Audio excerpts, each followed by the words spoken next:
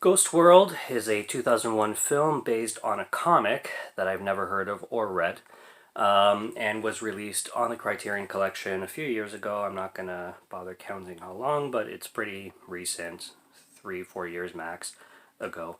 And it stars Scarlett Johansson and Thora Birch as young, like early in their careers, so young teens.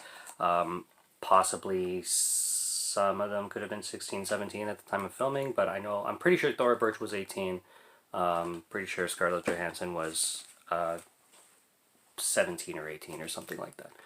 But yeah, very early in their careers.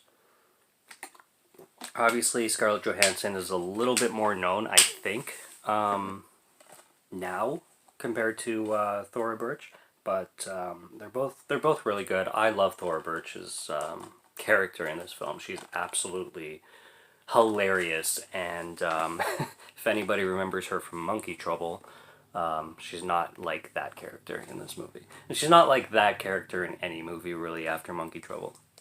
It's kind of hilarious when you see adult actresses and you're like, or actors, and you're like, oh shit, that was that kid. Okay, all right, this is different. It's that kind of story, but it's based on a comic, like I said, by I'm gonna get his name here.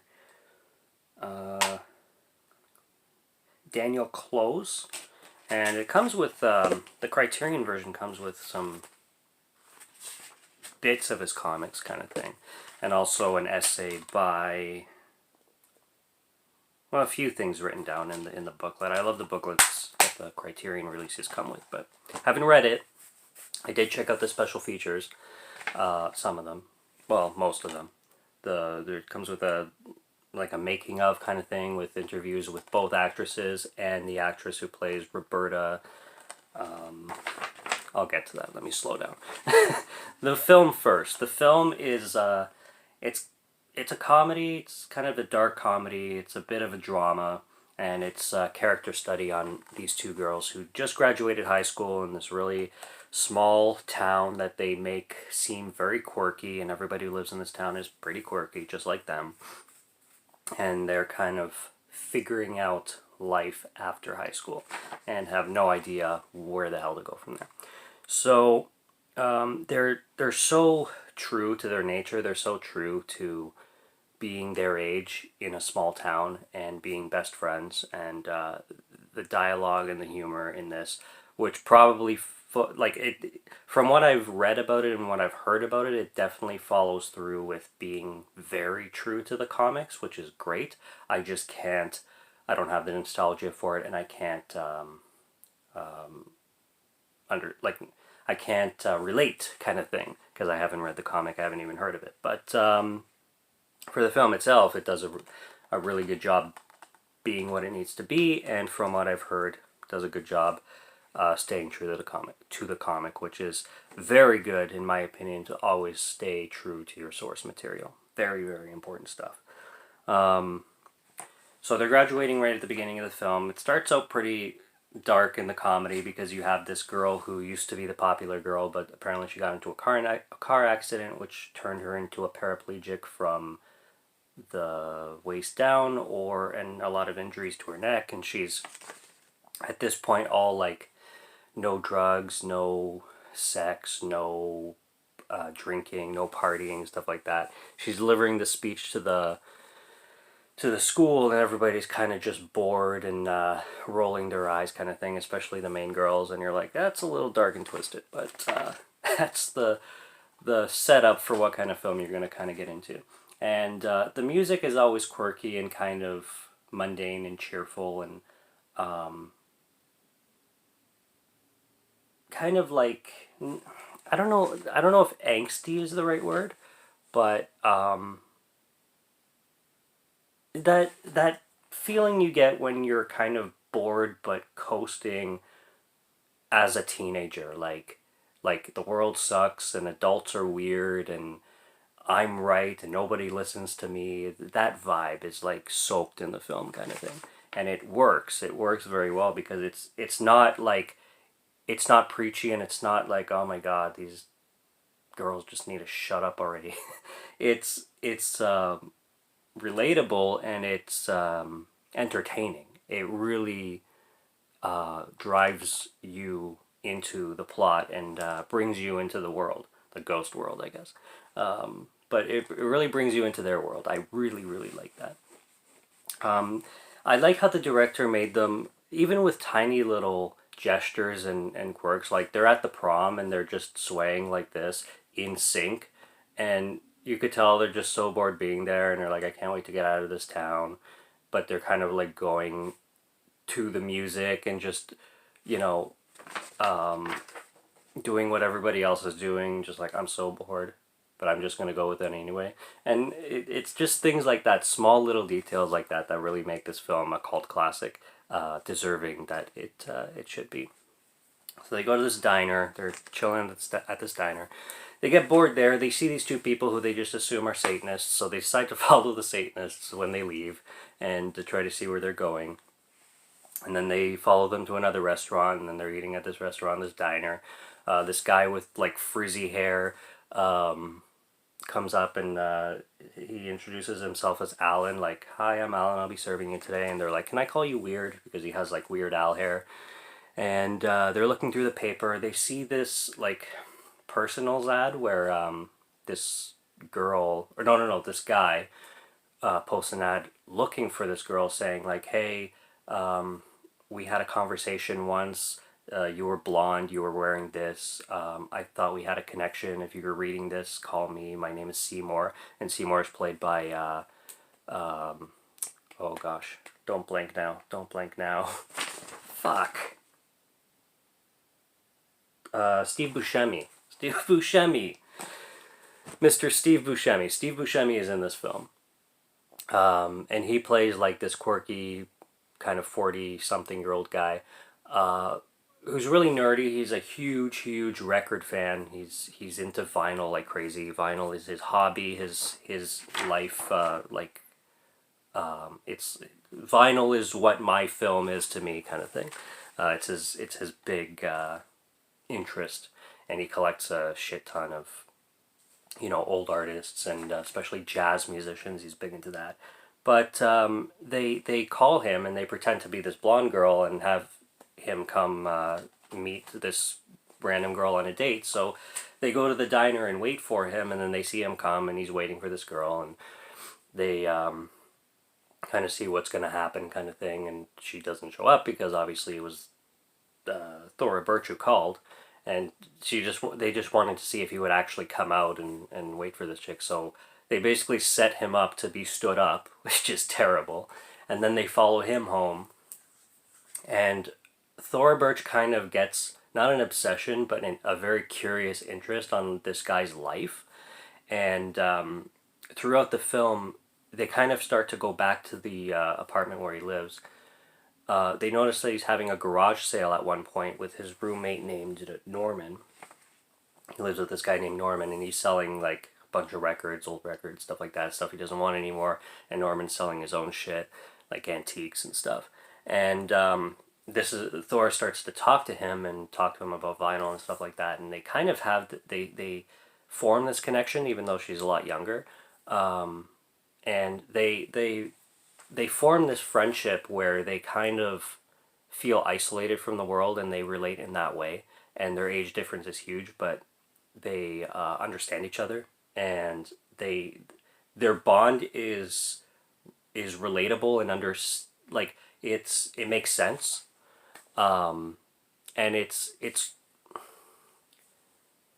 how do I, it's not weird to see, it's they kind of need each other. in a funny way, they need each other, and they are really good for each other, platonically, although it gets pretty romantic and sexual later on, but but hey,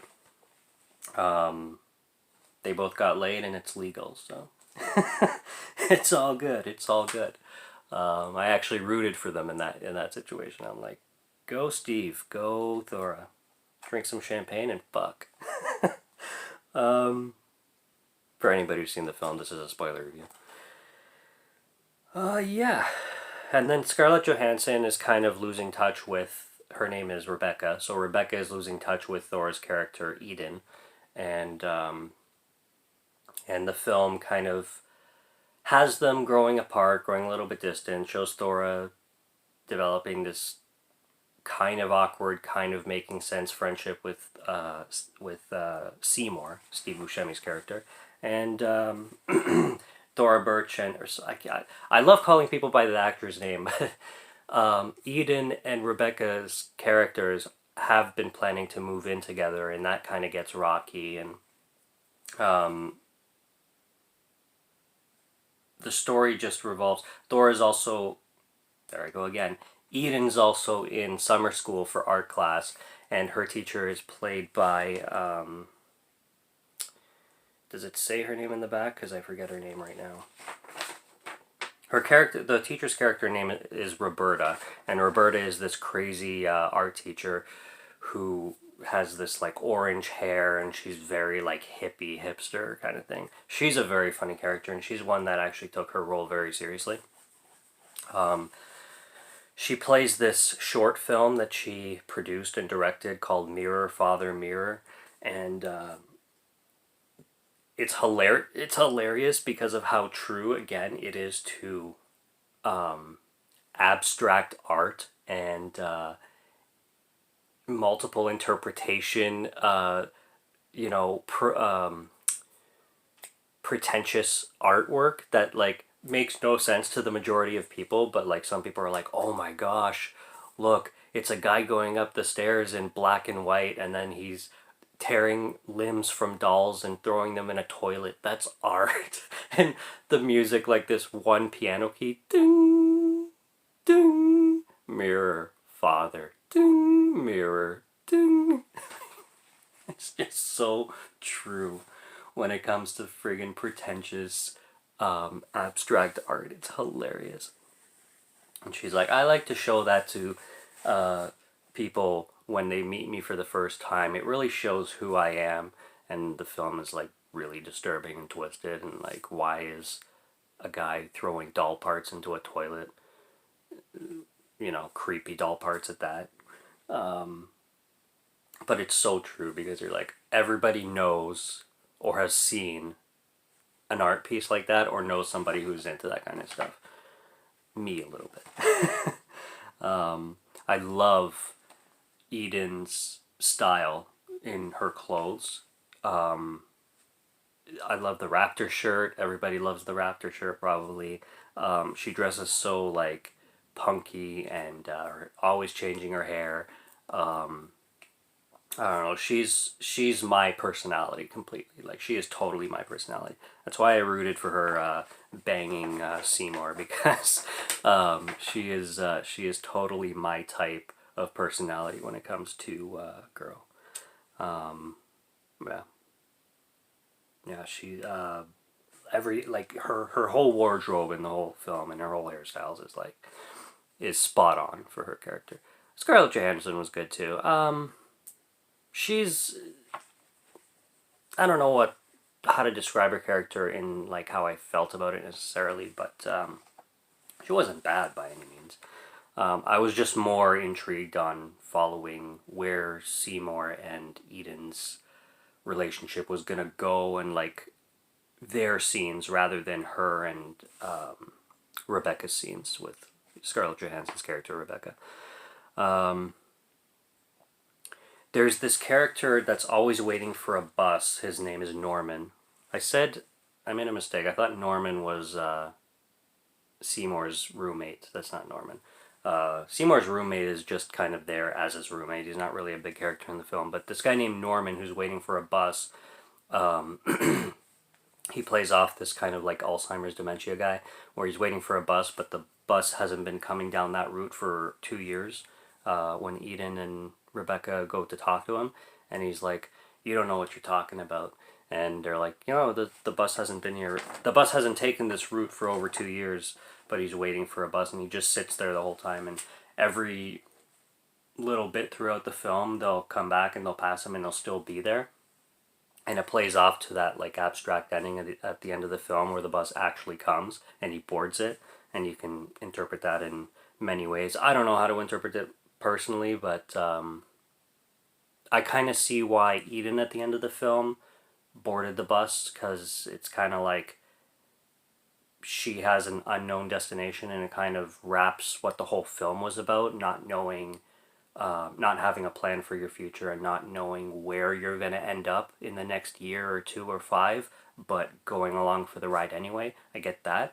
But Norman's character, and what his meaning to the story and that, what his purpose was, I'm not too. I'd have to watch the film a few more times to kind of figure that out. I like the Josh character, their guy friend who they torment, who's obviously completely in the friend zone. I don't know if he wants to be or doesn't want to be. They never really say that, but he's one of their best friends who like drives them places because he has a car, and he works at this corner store, and the girls are always showing up at the corner store to bug him and like, you know, fucking make his not ruin his day, but like mess with him kind of thing, like bug him at work and shit. And then there's this random character that always shows up to the corner store too, with a huge ass mullet and like 70s glasses, and he has nunchucks, and he's always coming in shirtless, even though the owner of the corner store kicks him out all the time for not having a shirt. No shirt, no service. But he's just a quirky character who kind of reminds me of like the guy from Fubar. If anybody's ever seen Fubar, with the guy with like the mullet, the Canadian film that takes place in Alberta. This guy is kind of like that character that is just like a partier, and kind of a loser, but they don't develop his character. He's just a character that shows up, comes into the corner store and leaves kind of thing, like some Clerks kind of situation. But they don't really show like, he has no part in the movie. He's just there. He's a customer basically. He's a party animal, non-shirt wearing, mullet rocking customer basically. But he's hilarious because he's always randomly like playing with nunchucks and shit. It fits the quirkiness and the theme of the film. It fits really well. Like, I was bitching about the Insidious films in my reviews of the Insidious films, where like the Ghostbusters characters show up out of nowhere and it doesn't fit the fucking film. At least this character fits the film, and like fits in the whole world of the film. I find it ironic every time I say world, because the film's called Ghost World, but you know exactly what I mean. There's a Blockbuster style store in this film. They don't call it Blockbuster, but it's still nostalgic because it's a video store. For anybody who remembers renting movies back in the day, it was always great. So yeah, I'm kind of like brainstorming and about scenes. I like when Eden and Seymour. First of all, I love the party that Seymour throws, which Rebecca, Scarlett Johansson's character, and Eden go to, and they're the only 18-year-olds in, like, every other guy is like 42 plus, and they're all like record obsessed geeks basically. they feel so out of place, and then the one guy actually tries to flirt with Scarlett Johansson, and I laughed at that part. Because he doesn't even do it like that creepily, but you can tell that Scarlett Johansson is just having none of it, and because she plays more of the bitchy character, it's a funny situation. And then I was going to mention the part where Eden and Seymour are at the bar where they're playing. They're this old jazz musician is playing live, and Seymour's pretty much the only one interested in this guy playing jazz, because everybody else is not into jazz whatsoever.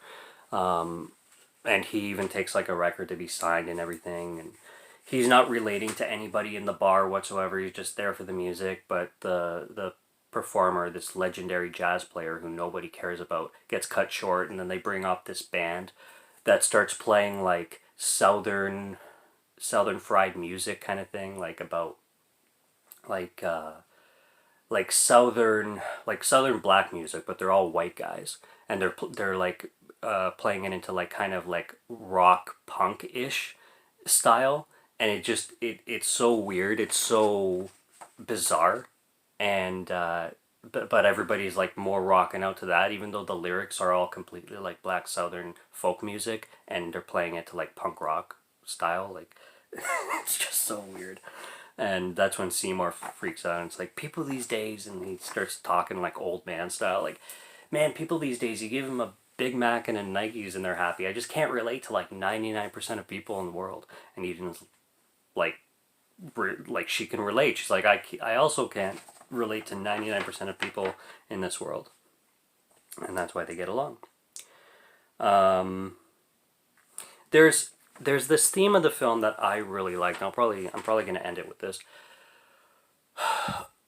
They touch on racism, and I think this film was ahead of its time a lot, because of this aspect of it, where they touch on like racist topics and how people are sensitive to talking about, you know, racism in the past, or racism in general, or talking about situations that have happened in the past, but in a manner of like freaking out about it, like it has to be like covered and not talked about at all, rather than being discussed. And Seymour has basically a book, about this chicken franchise that he works for, and it's in present time called Cook's Chicken, but back in the 20s or something, it was called Coon's Chicken, and it had this like the logo of it was pretty racist for 2001, let alone 2021, for God's sakes, my God. And it's basically like this cartoon image of a black guy, with a hat and like Coon's Chicken written on top, or something like that. And in the film, everybody like, or at least Eden, she Seymour shows her this book of like these advertisements from the 20s, way back when, before it turned into Cook's Chicken and they changed the logo and everything.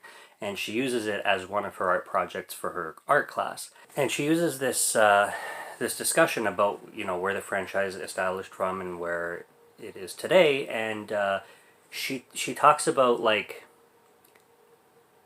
you know, how much more important discussion is rather than censorship. And that's her kind of thesis for this art project, the final art project of the class that she makes or creates. And I like that discussion instead of censorship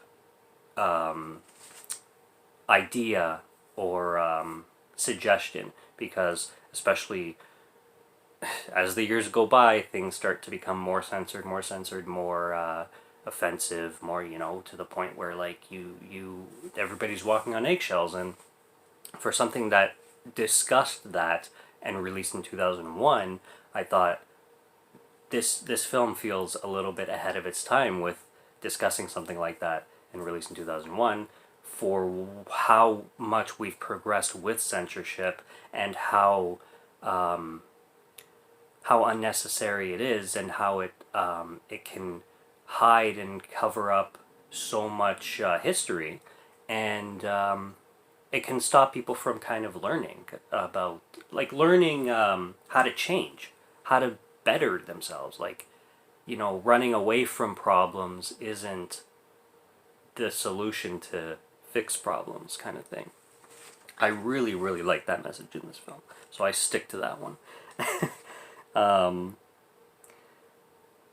And yeah, I closer to the end of my notes, basically I wrote, being young and clueless and sarcastic makes this film iconic, and I think that's exactly what turned this into a cult classic, and it works on every level. And I mean, it didn't really start their careers, but it definitely started Scarlett Johansson's career for sure. And it's a well-deserved cult classic. And like I said, the main characters' cluelessness and their sarcasm and their wit is super relatable, to anyone, at least to me. Like, I remember being a teenager and just being sarcastic about it. I'm still fucking sarcastic about everything, but like, you know, when you're that young, it's kind of like all you have is your best friend and, you know, being sarcastic about the crazy world you're in. And the smaller the town, the more apparent it is, really. So I think it's a great freaking film. As for the whatchamacallit, the special features, there's, like I said, a making of and interviews with the cast. It's called Art as Dialogue. I very much like that. And got a few little tidbits of information on the production of the film. Thora Birch was actually originally casted or considered to play Rebecca, Scarlett Johansson's character, and Christina Ricci was originally considered to play Eden, Thora Birch's character, which it would be cool to see Christina Ricci play Eden. I think she would also do a great job, but it would really take away from Thora because Thora just brought this character to life, and although Christina Ricci could pull it off too, I'm glad they went with Thora. Apparently the director was very chill on set and made it like made it his duty to become friends with everybody before they started filming and working, so that the environment could be extremely chill and everybody could kind of bounce ideas off of each other, which is, in my opinion, the best way to direct a film. You don't want to come in as this boss type figure and like control everybody and like have everybody kind of intimidated by you. I don't think it's a real good way to direct, let alone create a film. Eden obviously became a trendsetter with her character and her wardrobe. Clearly, like, that's obvious, but she really did, and they emphasize that in the interviews. They talk about a lost identity and the less of a generation, which I definitely could see from teens in 2001. I was still a kid in 2001. Not necessarily a teen. I started high school in 2004. But I can see, like, being in high school like between 1999 and 2001, kind of that being a lost generation. That definitely makes a lot of sense thinking back on how life was in the late 90s, early 2000s. Yeah, Scarlett Johansson apparently began filming in this film at like 15 or 16. So I think this film was spread out in filming through quite a few years. I think it was a longer production rather than a short one. Ileana Douglas is the woman who plays Roberta, the teacher. She took her role, extremely seriously in this film, to the point where, like, she showed up with her hair actually dyed orange and in the style and everything. And she really dove into this hippie character, which I guess was kind of like an alter ego for her. But she really, after reading the character on script, understood this character fully, apparently, from what she says. And she loved this character and she really wanted to take her seriously. She even produced that whole Mirror, Father Mirror short film on her own, and like, she's the one who came up with that idea. It wasn't even the director. And she really wanted to make this like bohemian kind of crazy woman, but someone at the same time down to earth and who can relate to her students and like takes art seriously kind of thing. So I found that really cool how she really dove into the film and the project and her character strongly. That's really good for it. Terry likes to focus on every single character, including the extras. He really likes to, with his like forming a friendship and forming a family bond with everybody, he takes everybody seriously, even the tiniest little person in the background, and he really like befriends everybody and has everybody understand why they're there and really makes them feel at home kind of thing. I like hearing about directors and people in the industry that are like that. It's really cool to hear. I really like the music in the film. I like the song Devil Got My Woman, which is the song that Seymour lends to Eden, the one that she listens to on repeat. I love that song. It's a perfect choice for something that Seymour would be introducing to Eden as a record, as like a starter to vinyl kind of thing. And I just find it kind of... Actually, Thora Birch mentioned this in her interview. It's kind of like a reverse coming-of-age story, she mentioned. And she has a point to how the film progresses. And then the other feature, the big feature, is outside of the books, which, like I said, I have not read, but I intend to because I love these. Criterion does an amazing job with those things. The other thing is the commentary. Now the commentary, I've noticed this in some commentaries. I wasn't a big fan of it. I think I only made it through half because there's commentaries like this one. First of all, who they include the director.